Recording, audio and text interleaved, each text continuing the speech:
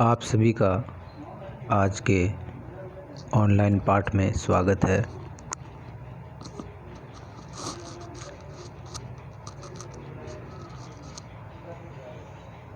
इन दिनों ऑनलाइन कक्षाओं के माध्यम से संत कबीरदास जी के साहित्य पर बातचीत हो रही है। संत कबीरदास जी के पद और साखियाँ बीए के अंतर्गत प्रथम वर्ष में रखे गए हैं। हम जानते हैं कि कबीरदास जी का जो बीजक है उसके 3 भाग हैं, साखी, सबद और रमेनी। इनमें से जो साखी खंड है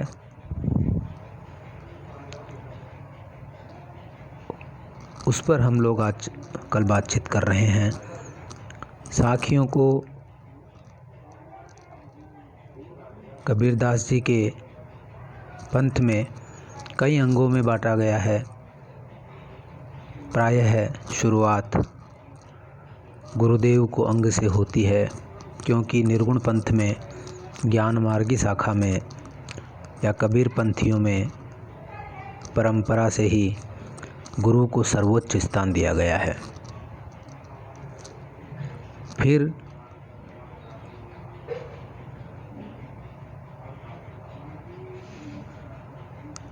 दूसरे अंग रखे गए हैं। सुमरिन को अंग, विरहन को अंग, पर्चा को अंग, चेतावनी को अंग, ऐसे अनेक अंग कबीरदास जी की साखियों के हैं। उनमें एक ही भाव बोध की साखियों को एक साथ पढ़ने को हमें मिलता है। तो इन दिनों हम कबीरदास जी की जो विरह को अंग की साखियां हैं वो पढ़ रहे हैं। हम जानते हैं कि कबीरदास जी ने विरह को अंग में जीवात्मा को एक विरहिणी के रूप में वर्णित किया है और परमात्मा को, जिसको वो सृजनहार, करतार, राम, गोविंद कई नामों से पुकारते हैं, उसको उन्होंने प्रियतम, दूरगत प्रियतम कहा है। और ये जो कबीर है, उस दूरगत प्रियतम की प्रतीक्षारत जीवात्मा की जो पीड़ा है, जो वेदना है, उसको मार्मिक ढंग से गृहस्थ या दाम्पत्य जीवन के प्रतीकों के माध्यम से, स्त्री पुरुष के जो गृहस्थ जीवन के जो अनुभव होते हैं उनके माध्यम से अपनी साखियों में व्यक्त करते हैं। तो आज हम ऐसी ही एक साखी पर बातचीत करेंगे। मैं हरिराम भारती,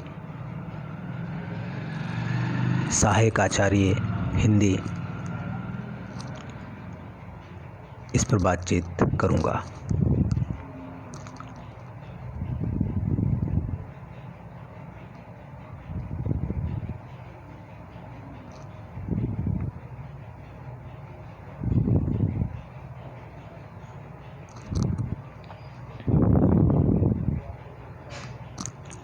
आज की जो साखी है वो इस प्रकार से है।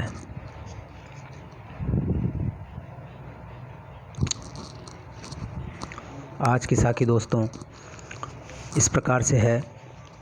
बहुत दिनन की जोवती, बहुत दिनन की जोवती, बाट तुम्हारी राम, जीव तर से तुझ मिलन को, जीव तर से तुझ मिलन को, मन नाही विश्राम। बहुत दिनन की जोवती, बाट तुम्हारी राम, जीव तर से तुझ मिलन को, मन नाही विश्राम। ये साखी है। कुछ कठिन शब्द इसमें जो कई विद्यार्थियों के लिए कठिन हो सकते हैं। यद्यपि हम जानते हैं कि कबीरदास जी की भाषा बड़ी ही सुबोध है, तत्सम शब्द उसमें बहुत कम मिलेंगे और तद्भव शब्द जो आम जनता में प्रचलित है वो आपको ज़्यादा मिलेंगे। इसके साथ ही शब्दों पे बात करें तो उनकी भाषा में सद्दुकड़ी भाषा उनको कहा जाता है, खिचड़ी भाषा जिसको कहें, कि उसमें राजस्थानी, ब्रज, अवधी, पंजाबी और अरबी, फारसी ऐसे कई भाषाओं के शब्द कबीरदास जी की वाणी में हमें देखने को मिलते हैं। तो इसमें बहुत ज़्यादा कठिन शब्द नहीं हैं। जैसे पहला जो शब्द अगर लें तो बहुत दिनन, अब यहाँ पे दिन के साथ न और लग गया, तो ये ब्रज भाषा में ऐसा होता है कि जब बहुवचन बनाते हैं तो उस शब्द के साथ न लगा देते हैं। जैसे दिनन, दिन का बहुवचन हो गया दिनन, दिनों, खड़ी बोली में हम दिनों कहते हैं कि बहुत दिनों। इसी तरह से ब्रज भाषा में न लगा देने से ये बहुवचन हो जाता है। और यहाँ पर बात हो रही है बहुत दिनों से वो जो जीवात्मा है वो बाट जो रही है, तो ये यहाँ बात है।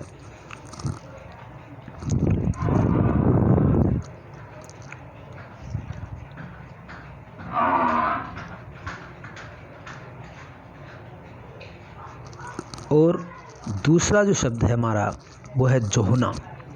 ये जोहना शब्द संस्कृत के जूषण से बना है और इसका मतलब होता है देखना या टेरना या राह देखना। जोहना शब्द का मतलब होता है किसी की राह देखना, इंतज़ार करना।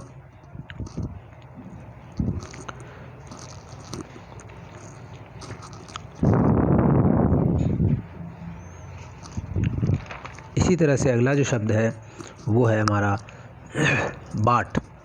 बाट शब्द का अर्थ हम जानते हैं। बाट शब्द का अर्थ होता है पंथ, रास्ता, राह। ये बाट शब्द के, और इसीलिए जो राहगीर होता है उसको बटोही भी कहा जाता है। पूर्व चलने के बटोही, बाट की पहचान कर ले, ऐसा हमें काव्य में पढ़ने को मिलता है। तो बाट शब्द का मतलब होता है पंथ या रास्ता। इसी तरह से राम, यहाँ पर जो कबीर के जो राम है वो निर्गुण राम है। निर्गुण राम मतलब दशरथ सुत त्यों लोक बखाना, राम नाम का मर्म है आना। यानी कबीर के राम दशरथ सुत नहीं है, बल्कि वह एक सृष्टा हैं, सृजनहार हैं, करतार हैं और सारी सृष्टि के सर्वशक्तिमान परम तत्व हैं, ब्रह्म हैं, लेकिन वो निर्गुण है। ऐसा कबीर निर्गुण भक्ति साहित्य में मानते हैं। इसी तरह से अगला जो शब्द आता है जीव। यहाँ जीव शब्द का अर्थ है जीवात्मा या जीवात्मा रूपी विरहिणी के प्राण तरसते हैं। तरसना यानी तड़फना, उसके प्राण तरसते हैं, उसकी आत्मा तरसती है। या इसका जीव शब्द का मतलब जान भी कह सकते हैं इसको, या कई लोग इसको अपनी जो लोक भाषा में जीवड़ा या जीरा भी कहते हैं। जीरा और जीवड़ा जीव को कहा जाता है काव्य में। इस तरह से ये मुख्य शब्द है। इसी तरह से विश्राम यानी आराम, ये मुख्य शब्द हैं। अब हम बात करें इसके शब्दार्थ की, थोड़ी बात कर लें तो हम देखते हैं कि इसमें एक सामान्य सी बात कही गई है। जो विरहिणी जीवात्मा है वो परमात्मा के लिए कितनी बेचैन है, उसको कबीरदास जी ने कहा है कि हे प्रभु, बहुत दिनन की जोवती कि बहुत दिनों की मैं तुम्हारी बाट देख रही हूँ। मेरा हृदय तुमसे मिलने के लिए व्याकुल है। जीव तरसे तुझ मिलन को, यानी तरसे यानी व्याकुल है। मेरा हृदय तुमसे मिलने को व्याकुल है और मन ना ही विश्राम, और मन में चैन नहीं है, चैन नहीं पड़ता है। ये बात उन्होंने कही है। और अब यहाँ पर इसकी व्याख्या इस प्रकार से है कि प्रत्येक जीव का एक विचित्र अभाव का अनुभव होता है। प्रत्येक जीव के भीतर एक विरहिणी मौजूद है और वह परमात्मा रूपी विरह के लिए तड़पती है, बेचैन रहती है।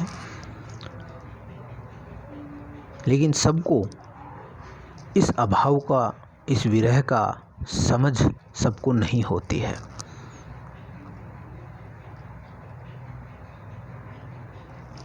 ज्ञान के माध्यम से गुरु ही इस विरह को जागृत करता है। परमात्मा के विरह को जागृत करने का काम सद्गुरु करते हैं और फिर सुमरन के माध्यम से इस विरह को और प्रबलता मिलती है और अंततः विरह जागृत हो जाता है। तो यह एक जागृत आत्मा है। वह कह रही है कि जीव तरसे तुझ मिलन को, मन नाही विश्राम। यह बात यहाँ कही जा रही है। प्रौढ़ जीवों को ही समझ में आता है कि यह अभाव अपने केंद्र या मूल से वियुक्त होने का परिणाम है।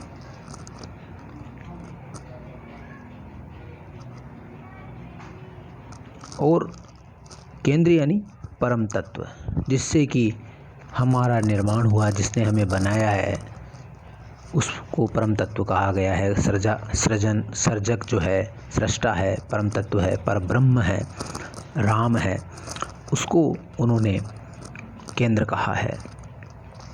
तो इस केंद्र से जो वियुक्त होने, यानी उसका वियोग होने का जो परिणाम है, वह जो प्रौढ़ जीव है, जिनको गुरु मिला है, सच्चा गुरु मिला है, उन्हीं को समझ में आता है। वे ही विरह की वेदना का अनुभव कर सकते हैं। परमात्मा रूपी प्रियतम की विरह की वेदना वही जीवात्मा अनुभव कर सकती है जिसको सद्गुरु मिले हैं। गुरु गोविंद दोनों खड़े, कांके लागू पाए, बलिहारी गुरु आपने, गोविंद दियो मिलाए। विरह का अर्थ ही है विशेष प्रकार से रहित हो जाना। ये एक इसका सीधा सीधा शब्दार्थ आप पढ़ रहे हैं। अब हम बात करें इस साखी की, तो हम देखते हैं कि जब हम श्रृंगारिक रूप से देखें तो जो विरहिणी होती है वह कहते हैं कि अंगुलियों पर दिन काटती है और उसकी उम्र दिन दिन तिल तिल तड़पते हुए कटती है।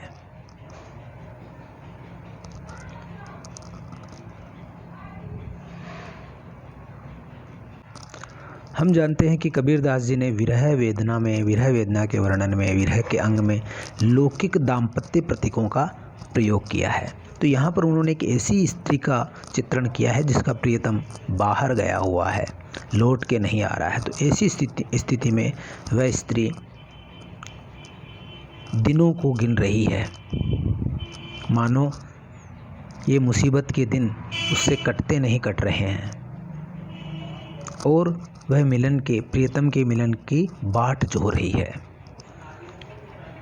मानो वह इस विरह में मर रही है, तड़फ रही है और जैसे तैसे ये जो दिन भरने का काम कर रही है, उम्र के दिनों को भर रही है और कह रही है कि मुझे विश्राम तभी मिलेगा जब प्रियतम से मिलन होगा। यह एक लौकिक दाम्पत्य प्रतीकों के माध्यम से, एक विरहिणी के माध्यम से जीवात्मा और परमात्मा का जो विरह है उसको कबीरदास जी ने इसमें व्यक्त किया है।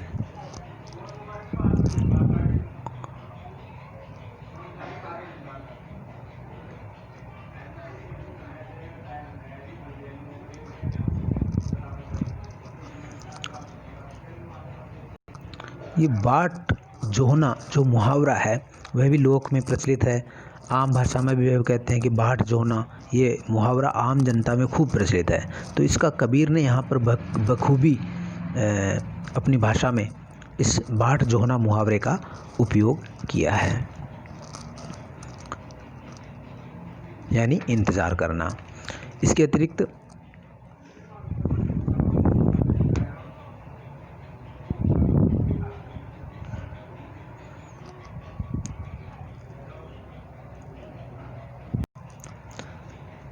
हम देखते हैं कि तरसना, मिलन, विश्राम, ये शब्द बड़े ही सहज, सरल और सुबोध हैं जो आम जनता में प्रचलित है, जिनको साधारण अनपढ़ जनता भी समझ सकती है। और हम जानते हैं कि कबीरदास जी के बारे में विद्वानों ने कहा है कि उन्होंने बहुत बड़ा ये काम किया कि जो आम जनता थी, जो अनपढ़ थी या जो गरीब लोग थे, निर्धन वर्ग थे, उनको भक्ति के मार्ग पे लगाने का काम कबीरदास जी ने किया। और एक तरह से भक्ति के द्वारा उनको मुक्ति की आस भी उनमें बंध गई। इसी तरह से हम बात करें तो परंपरा की हम बात करें कि कबीर से पहले क्या इस तरह का वर्णन होते थे, तो हम देखते हैं कि जो सिद्ध और नाथ परंपरा है उसमें जो सिद्ध लोग थे वो इस प्रकार के वर्णन करते थे। सिद्धों के अंदर आपको इस प्रकार के वर्णन दाम्पत्य जीवन के प्रतीकों के माध्यम से इस परमात्मा के विरह का जो वर्णन है वो आपको देखने को मिलता है, वो आप देख सकते हैं। आचार्य रामचंद्र शुक्ल ने और राहुल संकृत्यायन ने ये सिद्ध किया है कि कबीरदास जी में ये जो विरह भावना है या ये जो माधुर्य भाव की भक्ति है वह सिद्धों से आई है। सिद्धों की उसमें काफ़ी प्रभाव हमें देखने को मिलता है। और हम ये देखते हैं कि महासुखवाद, जो मिलन का महासुख है, उसका प्रवर्तन वज्रयान में ही आकर हुआ था। इसमें आप थोड़ा सा यहाँ पर आचार्य रामचंद्र शुक्ल को कोट करना आवश्यक होगा। वो लिखते हैं कि बौद्ध धर्म ने जब तांत्रिक रूप धारण किया तब उसमें 5 ज्ञानी बुद्धा और उनकी शक्तियों के अतिरिक्त अनेक बोधिसत्वों की भावना की गई जो सृष्टि का परिचालन करते हैं। और वज्रयान में आकर महासुखवाद का प्रवर्तन हुआ। ये महासुख एक तरह से वो जो रस की जो अवधारणा है कि रसोवेश है, यानी रस और परमात्मा का मिलन, उन दोनों को एक समान ही इसमें माना गया है। जैसे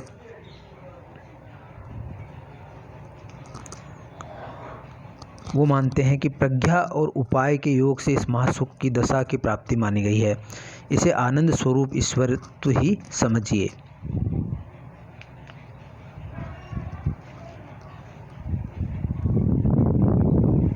और इस तरह के अनेक पद हमें इसमें जो अपने सिद्ध हैं, सिद्धों की जो दोहे हैं उसमें भी देखने को मिलते हैं।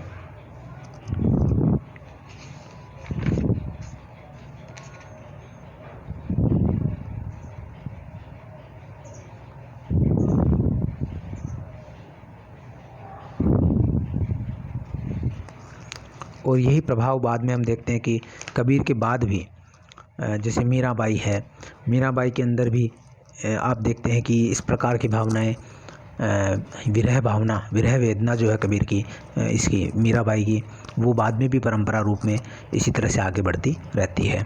जैसे कि मीराबाई का एक पद यहाँ द्रष्टव्य है, उसमें मीराबाई इसी तरह से राह देखने और की बात करती है। जैसे मारे जन्म मरण रा साथी, थाने नहीं बिसरूं दिन राती। ऐसी ही भावनाएं हैं, सेम बिल्कुल अपना ये जो पद है, ये जो अपना जो दोहा है, ऐसी ही भावना मीरा के पद में आपको देखने को मिलेगी। उसमें लिखती हैं, मारे जन्म मरण रा साथी, थाने नहीं बिसरूं दिन राती। था देखा बिन कल न पड़त है, जानत मेरी छाती। ऊंची चढ़ चढ़ पंत निहारूं, रोए रोए अखियाँ राती।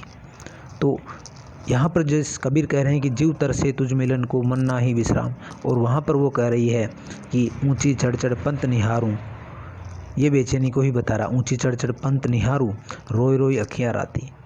यहाँ अखियों का राता हो जाना मतलब लाल हो जाना रो रो के, ये उसी बेचैनी को, मन में विश्राम नहीं होने को ही बता रहे हैं। तो इस तरह से भावों का साम्य हमें बाद में भी ऐसे ही भावों का साम्य कबीर से पहले भी हम देख सकते हैं सिद्धों में, और बाद में मीरा जैसी कवियत्रियों में जो संप्रदाय निरपेक्ष है उनमें भी हम देख सकते हैं। मीरा को आप निर्गुण संप्रदाय से प्रभावित भी मान सकते हैं, क्योंकि मीरा के गुरु रैदास माने जाते हैं जो कि निर्गुण भक्त माने जाते हैं। इसी तरह से स्वयं कबीर के अंदर भी ऐसे बहुत सारे दोहे हैं जिसमें वो इस प्रकार की बेचैनी का वर्णन करते हैं। जैसे कबीर का एक दोहा है, इस तन का दियला करूं बाती मेलूं जीव, लोही सींचो तेल जूं कब मुख देखो पीऊ। यहाँ दीपक और बाती का जो प्रतीक है, जो रूपक है, उसके माध्यम से कबीर कहते हैं कि इस तन रूपी दिए के अंदर जीव रूपी बाती रखती हूँ और उसमें लोही यानी रक्त रूपी तेल सींचती हूँ, और इस तरह से अपने प्रियतम का राह देखती हूँ, उसकी राह देखती हूँ, उसका बाट देखती हूँ कि कब मैं उसका मुख देख पाऊँ। तो इस तरह की जो दाम्पत्य जीवन की अनेक अनुभूतियाँ हमें कबीरदास जी के साखियों में देखने को मिलती है। और कबीरदास जी को प्राय उपदेशक, दार्शनिक या खंडन मंडन करने वाले एक नीरस, अक्खड़ और फक्कड़ कवि के रूप में माना जाता है, पर उनके भीतर भी एक सरस हृदय था, रसमग्न हृदय था। इस बात का प्रमाण विरह का अंग और उनके अनेकानेक पद हमें देते हैं। तो आज के पाठ को यहीं समाप्त करते हैं। कल कबीरदास जी की विरह का अंग से संबंधित ही अन्य साखी पर हम बातचीत करेंगे। तब तक के लिए आपसे विदा लेता हूँ। जय हिंद, जय भारत।